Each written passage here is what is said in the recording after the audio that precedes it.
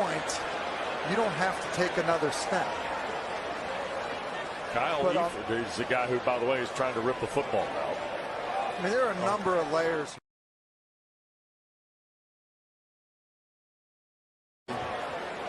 Inside 40 seconds. Right. Which means you take a knee, and then at that point, you don't have to take another snap. Kyle Leaford is the guy who, by the way, is trying to rip the football out. I mean, there are a number of layers here. Inside 40 seconds. Right. Which means you take a knee, and then at that point, you don't have to take another snap. Kyle Leaford is the guy who, by the way, is trying to rip the football out. I mean, there are a number of layers here. What's good? What's good? What's going on, man? What's going on, man? How many got here? 33 here, man. Make sure you hit the like button. Make sure you subscribe. For the villains, the link is in the YouTube membership for the villains. We're gonna let you guys come on here and see a few of y'all already in the back. I'm gonna bring my boys in here. Rich, got X in the back. X heard from some recruits last night. We got Kyle in the back. Tough loss last night for the Hurricanes, bro. But their future is their future. Their destiny awaits right on the schedule. We're gonna get into that. And I'll get a little deeper with the villains. The villains, man, tonight we'll get in the Discord, man, and then, we'll chop it up. And I'll get a little deeper in on what I think. Let me bring my boy X in here.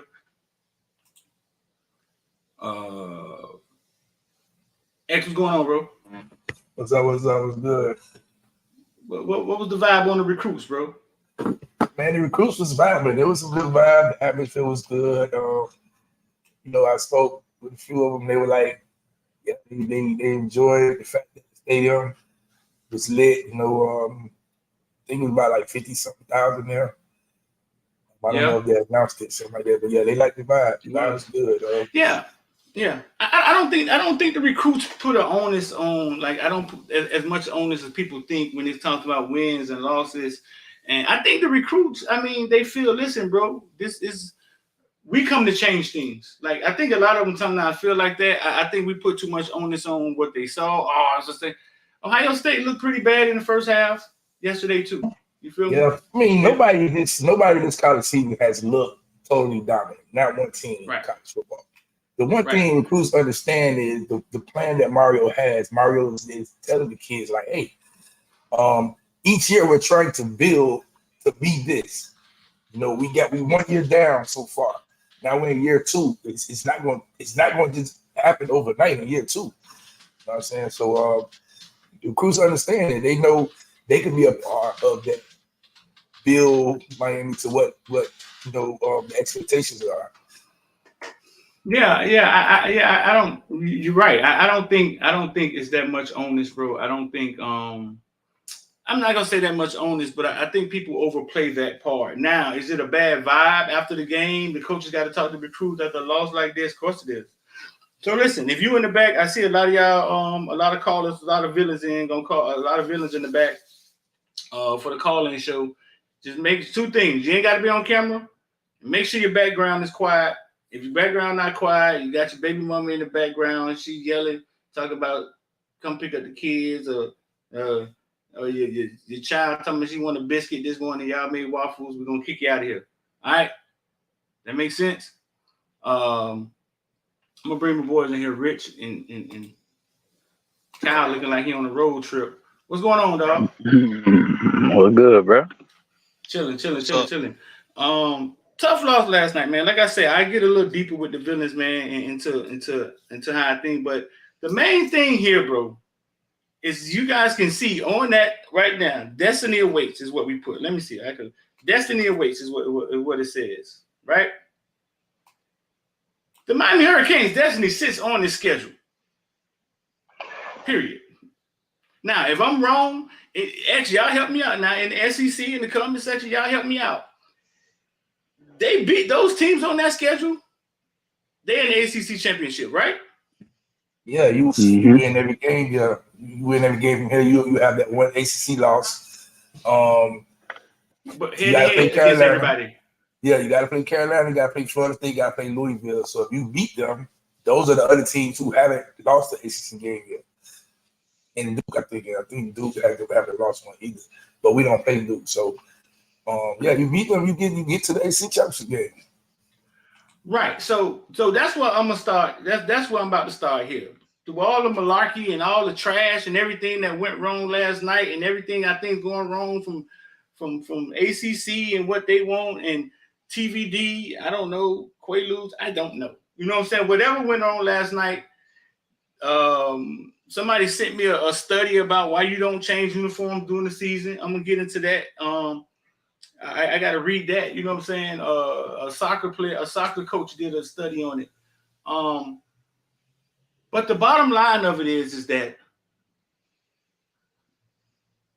the bully has to come by your house. Basically, the bully has to come by your house. What? 1, 2, 3, 4 or 5 times, and you gotta. And if you beat them, your season is exactly where you wanted it to be at the end of the season. Period. I mean, so for all the what we saw last night and all the crying, their destiny is sitting on the schedule. You saw JJ last night, X? Jeremiah Smith? Yeah. He was straight?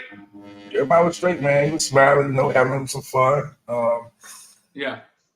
The other one that I got said, Chance had a smile on his face, and I've never seen Chance smile before. Chance was happy? Why Chance so happy? I don't know why. He just was smiling, though. He was smiling. We just had a TV show with Chance. But Ellen in the house. Good morning. It was some, it was a lot of underclassmen, like 26 guys there, like a lot. Yeah. Like more than I even thought. It was a lot. Yeah. So I see, again, I see what Mario is, he's trying to do. He's trying to build each class to get Miami where they need to be. And like you say, again, I don't think it was a loss. You know what I'm saying? It was a bad loss, but it wasn't a loss like the players looked at that bad on the field outside of TBD play. Right. You know what I'm saying? So the players see the progression. They see, okay, well, the receivers can do this, or the running backs can do that. You know what I'm saying? Or the DBs, the linebackers, So yeah. I don't think the recruits put onus on losses and wins. I don't think it works like that. I don't think it's like, oh man, they came here and they lost. I don't think they look at it like that. I mean, some of them jokers be looking at it like, ooh, I get a chance to play. Let them keep being bad. Rich, man, what was your thought on the game last night, bro? It was like something, you watch in the Twilight Zone. It was just one of them games where everybody was stunned. I even think Mario was stunned. Man, I wish you could see Jason Taylor's face. Jason Taylor was standing there with his arms folded like what the hell just happened? He was just, everybody was kind of like, what happened? Right. And, at that moment, that's when you try to collect your thoughts and you try to figure out where we went wrong. I think all the fans are like that as well. Like, where the hell did we go wrong? And where do we go from here? I got a question for the fans. Anybody, because y'all smarter than me. My smart guys. Does any entity benefit from Miami not being good? Like, does the ACC, is there some benefit the ACC benefit from Miami not being great? Anybody, ESPN, ABC, is there an entity that wants to devalue? And let me know in the comment section. Y'all just let me know. Is there an entity that benefits? Is Miami is mediocre? It benefits them somehow.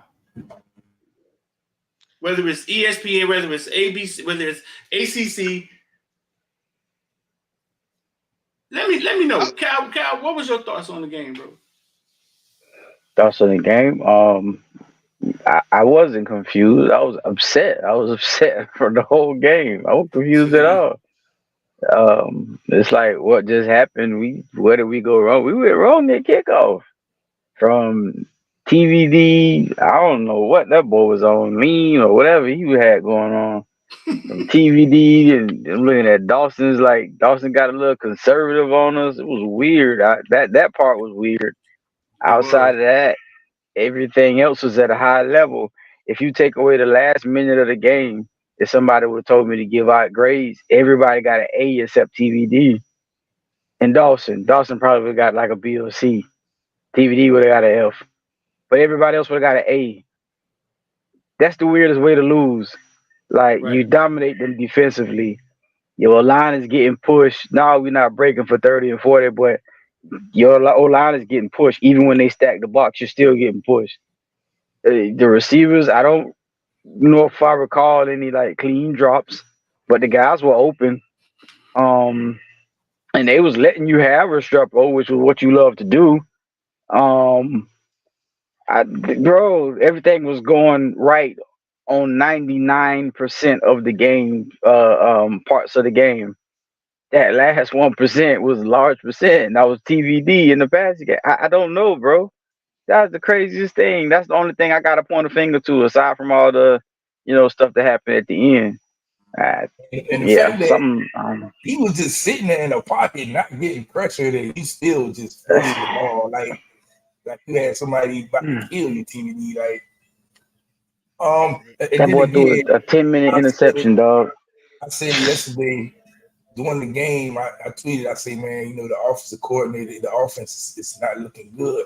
People were like, well, the coach ain't throwing the ball. I say, well, he's not throwing the ball, but if you're looking at the offense, Georgia Tech is giving y'all something that y'all not.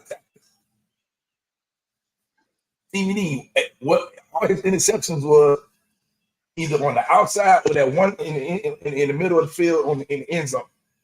The middle of the field was open all game in TVD. Everybody was open on that play. On that play, everybody was open except Restrepo.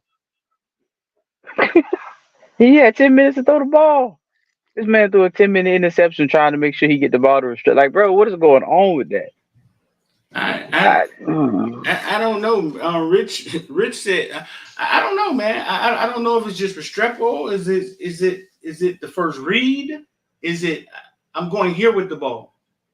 Whether it's Restrepo, whether it's George or some plays. Bro, I don't. It was mind-boggling. It was mind-boggling. That's a good question. Kevin Parker said, how many times was TVD sacked? He was sacked once, and that was on him for holding the ball. He was hit twice. After a timeout. Like, literally, he was not getting bothered. And he was just... That was one of those games. I think he was all the way out. I have no excuse. He was out of it. He had a horrible game. He was zooted. Yeah. Everybody in the back, everybody for the villains call us because the link. There's a link. The villains can call in. The link, the phone number, whatever, is in the members section. I see y'all guys in the back. I'm gonna bring y'all on here. We're gonna open that up in a second, man, and let y'all vent. Just make sure your background is quiet, bro. Make sure your background quiet. Make sure your kids ain't running around yelling, or your grandma ain't in the back talking about who ate all the grits. Just make sure your backgrounds are quiet. I'm gonna let y'all listen to this. This is a soccer guy, Darwin. They're talking about wearing alternate jerseys. Let me see if y'all can hear this. Those games that were not making sense to us in league and union. Y'all can hear that? Teams were cohesive and they weren't winning. So in Super Rugby, for example, it's about 85% of the games are won by the most cohesive team. But even in the ones that we get wrong, it might be there's a red card or a yellow card, or there's injuries and the numbers will actually change. But these ones were just like making no sense whatsoever. And then there was like 300 of them in total. And we looked at NRL, we looked at AFL a little bit as well. And I wonder I don't know if Harry's heard this before, but Harry, what do you think we found about the teams who weren't winning games when they should have? Their kit was horrible to look at. It was clashing color styles, turquoise. That's the closest anyone's ever gotten. Jersey chat. Yeah. Now this Harry is where I must confess that Ben and I had this conversation the other day. Yeah, I said fantastic. We've been having all sorts of jersey chat. We need to get into this. So this is the whole thing, isn't it? So alternate strips are like kryptonite to good teams. Is that what So what basically happened was... I was right. Yeah, you're right. I was trying to be silly. Basically, what he's saying is alternate uniforms. They did a little research on it. Out of 300 teams, it's like kryptonite to good teams. Like anytime they wear alternate uniforms, they don't play well. That's the last issue on my list. I got a lot of them. You know what I'm saying? That's the last issue on my list. But that team last night looked totally different. Like you read, Rich, there was no pulling. There was no pulling of the there was no pulling, like you said, Rich, the offensive line. Yeah. And before I open up the phone lines for the villains, Kyle, your Restrepo, break down how you broke down Restrepo last night when you said if you're giving Restrepo the ball, if he got 6, could you break that down for the people how you see it? Because he's very effective. I can't take nothing from him, you know what I'm saying? But break that down for the people. Yeah. That was you and Rich, right? So So let me see if I can make it a little bit simpler. If I gave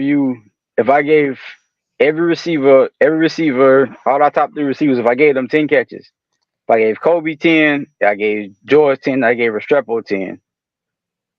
In what order are you going to put the stats? Like, who are you going to say had the best production out of those 10 with their 10? You're probably going to go Young. If Young got 10 catches, he's probably going to have almost 200 yards and 2 touchdowns. If Jacoby's got 10 catches, he's probably going to have like 150. Yeah, we've seen Jacoby go for 3 touchdowns. If Restrepo have 10 catches, that's something he normally does, and he can have 10 catches, 100 yards, and no touchdowns. So it's the production factor of who you get in the ball. The type of guy Restrepo is he's going to get open. He's going to get underneath. He's never going to do anything to cost you. I ain't going to say never because we all make mistakes, but he's not going to do anything to cost you a game. He's not going to negatively impact the game. However, the superlative